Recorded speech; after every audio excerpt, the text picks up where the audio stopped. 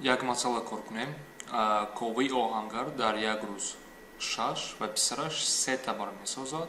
آنها 54 تا بار رو در چند روز میسازند. یعنی پدر و پسر دارن یک جای کار میکنن. باید ببینیم که 54 تا بار رو در چند روز میسازند. البته که سوالی مشکل نیست. یعنی بیاین در یک روز همگی چند تا بار ساخته میشود همون رو یابیم. در یک روز چند میشود؟ 6 از پدر و 3 از پسر، یعنی 6 جمع 3. یعنی همگی معلوم میشد که در یک روز 9 تا بار ساخته میشود. و از ما میپرسد که 54 تا بار رو در چند روز میسازیم. و از اینجا چیکار کرده میشود؟ البته که ضرب تناسبی، یعنی یا 54 تقسیم 9 میکنیم برابر چند میشود؟ 6 میشود.